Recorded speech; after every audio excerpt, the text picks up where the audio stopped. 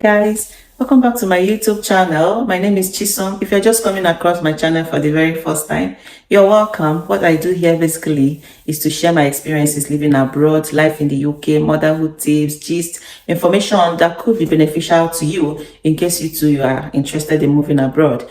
And to all my old subscribers who keep on returning to watch my videos, thank you guys. You guys are the real MVPs. But the reason why I do this all the time, I love you guys. Thank you, thank you, thank you.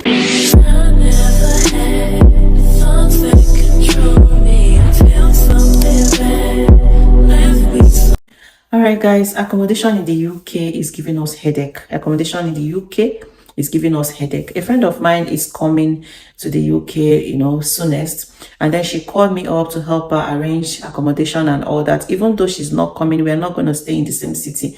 But somehow I could have access to all these websites where they advertise, accommodation for rent and all that. Being that I also have a number, I could help her book for viewings and all that. Guys, it kind of reminded me of what we passed through when we came into this country. I even thought by now it would have been easier, but I realize it's getting tougher. It's getting worse. Like, what's happening? It's difficult to get accommodation in this country. Very difficult. It's difficult to get an accommodation in this country. I don't know what stage you are in planning to move or preparing to come, but please, in case you're not factoring in putting accommodation into consideration, please better start to put it into consideration. It's a very serious issue. There's a very serious issue going on now. I don't know if people are too much. I don't know what's happening, but it's difficult, especially for students, people coming on student visa. Because the people coming on skilled worker visa, somehow you know that, of course, your employer would have arranged one or two things for you temporarily where you can just put up when you come, that kind of thing. But people on the student visa, they are on their own, especially people on the student visa that have families. People on the student visa that are single, of course, they can just go get school accommodation, or, maybe they have someone already here they can just share a flat with or put up with for a while. But people that come with family, it's difficult for the agents, the landlords to rent their house to students. It's more difficult to rent their house to families. So you find out that sometimes when you find a house, the landlord will say they don't want to rent it to students. You find the one that wants to rent to students, they don't want to rent it to families. They are making it very difficult. Honestly, like, if you're not factoring in accommodation in, please start planning it now. Because accommodation here is everything. Of course, coming to a new country, no matter how long, or even if you have relatives to put up with, there is nothing like having your own space, settling in. Because accommodation, everything is tied around your accommodation. You are going to open a bank account, they ask you for proof of address. Except the online banks like Monzo, like Revolut. If you want to open a proper bank account like the Barclays, the Lloyds, the Halifax, then you have to get a proof of address. That is your accommodation. You go to register your kids at school, you have to make sure that you register them in a school around where you're staying. You can't be staying, for example, in this area and your children's school is supposed to be a walking distance to where you're living. You go to register at the GP, they'll ask you for address. You go to find a job, they'll ask you for address. Like, everything basically is tied to accommodation, to that address. And of course, address here works. It's not like where we're coming from, where you can just put up any address. If you put up any address, by the time you start getting mail, your mails will misroad because you are not going to be receiving your mail in the address where you're staying. So you find out that accommodation is very, very paramount. If you don't plan yourself well, you're going to end up being stranded. You're going to end up spending a lot of money in the Airbnbs, in the hotels there. So please, you guys should factor it in. Very important. If I will advise, if you're coming with family, for example, one person can come first. Maybe the main applicant can come first, get an accommodation, then your family will join you. If it's not going to work out that way for you, then please be ready to pay for Airbnbs. Be ready to pay for high, like, it's serious, guys. It's very serious. And of course, that somebody cannot, it's not something someone can help you do. It's not, you can't tell somebody in the UK already to help you get an accommodation. If they are going to get an accommodation, help you get an accommodation, that means two things. It's either they get the accommodation in their name. Of course, it's not visible for someone to get an accommodation for you in their name. It's not even possible because you're the one to live there. Your name is supposed to be on the tenancy agreement. If there's anything you need that proof of address, the address for, it's going to come in the name of the person on the tenancy agreement. You can imagine when somebody helps you get an accommodation, it's not even possible, but let's just assume someone helps you get accommodation in their name, and then you want to submit proof of address somewhere. Of course, you know that the name that will be on the proof of address will be the person's name. And nobody will do that for you, because if there's any issue with the tenancy, with the landlord, with rent, is the person they're going to come and start calling, not you. Okay, so basically nobody will help you do that, and they won't be able to rent the house for you in your absence, because you need to be here first, get your BRP, get your right to rent document before you can be able to rent a house. So these people can't be able to rent for you in your absence. You really need to be here. What the person can do is to arrange for viewing, go for viewing for you. That is, if you people are going to be staying in the same city, the person can help you go for viewing. But to rent the accommodation proper, you have to come in first, get your BRP, get your right to rent document before you can be able to secure an accommodation. By the time you come in, the very first thing for you to do is, when you're leaving your country already, you go to bookings.com, get yourself an Airbnb where you're going to be staying. I'll advise an Airbnb, not a hotel. I had a very bad experience with a hotel. The hotel, number one, is more expensive than the Airbnb we got eventually. Number two is that when we came to the hotel, we couldn't cook. There was no kitchen. There was no washing machine. There was no fridge to even preserve the things that we are buying. Okay, when I'm saying no kitchen, no washing machine, no fridge, you think we went to one cheap hotel. So it's a very big hotel, like one of the biggest in the city where we're staying, and all these things were not there, and it was quite expensive. So eventually we had to leave there. We went to an Airbnb where we have our kitchen. We could cook, we could wash our clothes. There was washing machine and fridge, and everything was there. So my advice is, if you're going to bookings.com to book yourself a temporary stay, please go for Airbnbs. Don't go for hotels. Save your money. Then when you go there and book, by the time you enter, you get your BRP, get your right to rent document. Then you start searching for accommodation. There are some websites that could be helpful when you're looking for accommodation. You can go to Rightmove. Rightmove is very good. In fact, where we are staying currently, we actually got it from Rightmove. Rightmove is very okay. There's Zoopla, there's Gumtree, there is Spare Room. I think Spare Room is for landlords that want to rent out a particular room in their flat, like room share. If you are planning to get yourself a whole flat to yourself, Rightmove will be your best bet. But if, for example, you're alone, you're just trying to get, even if it's a flat share, maybe somewhere that you can be putting up, with a family, you can go to Spare Room. You find all that in all those type in Spare Room. So by the time you go there, go to Rightmove, you see a house that you're interested in, you book for viewing. And you know that booking for viewing is not an automatic invitation to come and view. You book for viewing, it's left for the agents to decide. By the time you fill in your information, they'll decide whether they want to take you for viewing the house or not. If they don't want you keep on hunting. In fact, sometimes you apply to view about 10 houses. At the end of the day, only 2 sent you an invitation or a date to come and view. And you know that viewing is very important here. You can't skip it. The best case scenario is that you can get agents that will do online viewing for you. But I don't even advise online viewing. I advise you to go there, see the environment that you're going to live in, see the house, look at all the nooks and crannies of the house. Make sure that this is actually what you want. So by the time you go for viewing, going for viewing is not even a direct indication that you have already gotten the house. You might be coming for viewing. There are 4 other people outside waiting for you to view and come out, because they might tell you 10 o'clock. I will tell the next person 10 minutes after 10, the next person 20 minutes after 10. So some people will be there waiting for you to view and come out. They will come and view.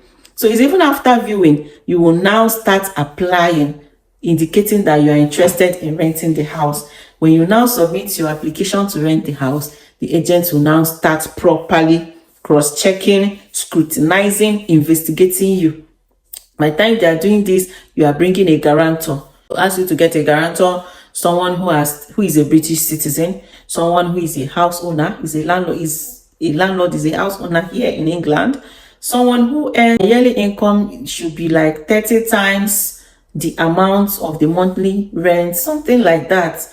By the time they tell you all this, you're going to go and start looking for a guarantor. By the time you submit your documents, get your guarantor, and they start processing your application, you're going to give them a holding deposit. That holding deposit is 1 week's rent. Assuming the property you're going to rent is, for example, £400 in a month, you're going to pay £100. That is 1 week's rent to them, for them to keep the house for you while they are investigating or while they are going through your application. At the end of the day, if they're interested in taking you, when you're now moving in, you will now pay 3 weeks balance of the rent, because you've already paid 1 week's rent for it. So your first rent will now be 3 weeks balance. But before you pay that 3 weeks balance, you have to pay a bond.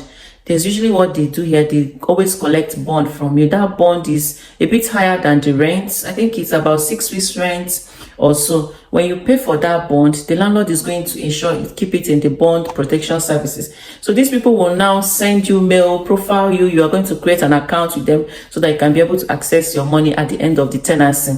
If at the end of the tenancy, everything being equal, you don't have any issues with your landlord, of course, you'll get your full amount. But then if there are any issues like maintenance, like ruin to the property, like damages here and there, the landlord is going to take money from that bond and renovate or repair any damages that you have caused, and then they will give you your balance. So basically, that's, you are going to keep your house rent and that bond. If luckily for you, you pass these stages, then they will now give you a date for moving in. All these things I'm telling you people, 1 month, you are still on it. If the agent is very fast, 3 weeks, that is the least you can get. 3 weeks, you are still on this matter. That is by the time you took you to go and view the house and indicated interest, and they are now working on processing your moving in. 3 weeks is not even a joke. So you see that all this is, be prepared to stay in an Airbnb until after these 3 weeks. If you don't have a guarantor, I think some agents, from experience, some of the people that I met, if you don't have a guarantor, be ready to pay like 3 months rent upfront, 6 months rent upfront. If you bring 6 months rent upfront, 3 months rent upfront, they might not even ask you for a guarantor. They will just rent the house to you. Why? Because you know that here everything is on contract. The phone you're using is contract. The house is contract. Electricity is contract. So you find out that most of the time, the landlords, most of them usually have 6 months contracts. Most of them, not all. Some will have 3 months, some have 6 months, some have 12 months. I usually advise people to go for 6 months contracts. Why? Because 3 months, I feel, is so little a time for you to, in fact, if I'm in a house that is 3 months contract, I'll be feeling like I'm not settled there. I'll be feeling like I'm still in an Airbnb, like I'm not settled there. So in the next 3 months, I'm either renewing this contract or looking for another house. Okay, but if you're in a place of 6 months, you know that's okay. From now to the next 6 months, you are kind of settled. Even if you're going to be looking for another place, you are now kind of going to take your time to find another place. And then 12 months contract is so long a time that I wouldn't even advise anybody to go for a 12 months contract, because what if something happens along the line and you need to leave the property? You know, 12 months is a long time for you to come and start telling stories. Okay, so this contract thing is like, it's an agreement that you're going to be renting this house for this tenure, for 3 months, for 6 months, for 1 year. Okay, what it means is that for that period, you are assuring the landlord that you're going to be renting. It's not like you are going to pay upfront. You could have a house of 6 months contract, but you're paying every month. You're paying monthly. You could have a house of 12 months contract, but you're paying monthly. What that means is that for that 12 months that you are signing that contract to be a tenant, to maintain tenancy of that house, you are going to stay there until 12 months. If you leave before that 12 months, you are going to be paying for the rent until after that 12 months. And if you must leave, maybe something happens and you must leave, you will be paying for the rent until they find someone else who is going to take up the property. So that is why you see that it's better for you to go for the one of 6 months. In case you're in the house and something you don't just like, somehow there's something about the house you don't like, it's not a place where you really want to stay. Or maybe you got a job and eventually your job is not that close to the house. You want to move closer to your job. You find out that it's better for you to just say 6 months. Whatever happens, you know that, oh, hire 6 months and you're gone. And 1 year, you know that even if you get a job, you are stuck there for the next 1 year. So I usually will advise people to go for the 6 months contract if it's possible. If it's not possible, you can go for the 1 year, you can go for the 3 months. Important thing is accommodation, a roof over your head. So by the time you get all these documents sorted, you sign your tenancy, they give you a moving date, then you move in, and then everything is settled. The time between that time, especially this guarantor thingy, if you don't have a guarantor, like I said, just keep like 3 months. Some of them will just ask you for 3 months rent upfront, for 6 months rent upfront. Why? Because the 3 months rent to them could be the contract time. You understand? The contract term, assuming a landlord is putting up his house and he wants to do it for a contract of 6 months, you know that after that 6 months, it's either you're moving in or you're renewing, and he's asking you to pay for 6 months upfront. So basically, you are paying for the whole duration of the contract. He has nothing to lose. So no stories of, you couldn't pay or anything, because you know that here, guarantor here is a serious business. To find someone who will be your guarantor, except that person really trusts you. Because it's not like where we're coming from that guarantor is just a question of signing papers. Here, guarantor is a serious business. If anything happens and you could not pay for that house, or maybe there's something that happens between you and the landlord, you have found one thing, they will not even look for you, they will just go and carry your guarantor. It's your guarantor that will now come and be answering questions and come and be paying money and come and be looking for you. So before anybody will agree to put their hand as your guarantor, because they're going to ask your guarantor to bring their driving license, proof of address, showing that they have been in this country for at least, I think, 3 years or so. Then they're going to bring their NI, a lot of things, like a lot of personal details. They're going to bring their pay slips to show how much they are earning. They're going to bring their NI. They're going to bring a lot of the documents of the house. Oh God, a lot of things. Before you see someone that wants to pass through all that for you, just know that that person really trusts that you're not going to disappoint. You understand? So getting a house here is becoming tough.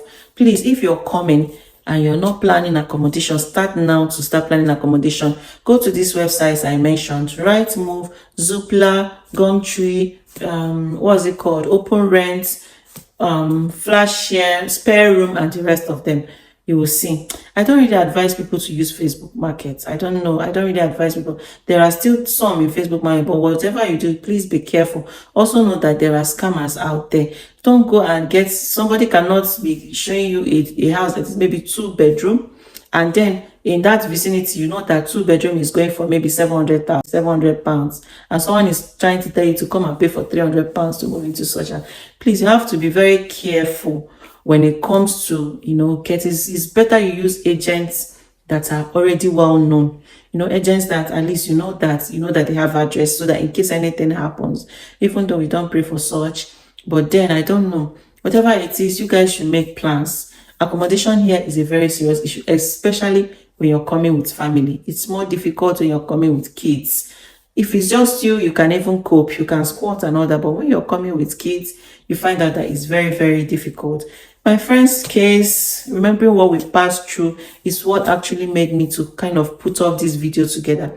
Hoping that by the end of this video, you would have deduced 1 or 2 information that will help you plan yourself well before coming. You go to these websites that I told you about, look at the houses, see if you can book for viewing. If you have somebody staying around there, of course, you can tell the person to do viewing for you if they have the chance, or if they are disposed, they can do viewing for you. At least it's making the job a kind of, easier for you. By the time someone would have done viewing for you and applied, kind of indicated interest, maybe you're already close to when you are coming. By the time you come in, you just pick up your right to rent document, you give it to them, they do their investigation and everything. If you're lucky, they will take you. If not, you keep on searching. All these processes, it's not easy. None of them is easy, but God just have a way of making things easy and smooth. That is why you have to get prepared, get yourself ready, and know that look at what you're going into. Okay, so if you can come alone, better. You come alone, arrange for the house, get yourself settled, then your family can join you, just because of the kids. You don't want to be moving kids. I remember when we were coming, the weather was so cold. Anytime my husband is like, we're going to leave this Airbnb to another place, oh my God, I feel like I don't want to do it again, in fact, because it's so inconveniencing whenever you have to be moving things, moving your property, moving your bags up and down.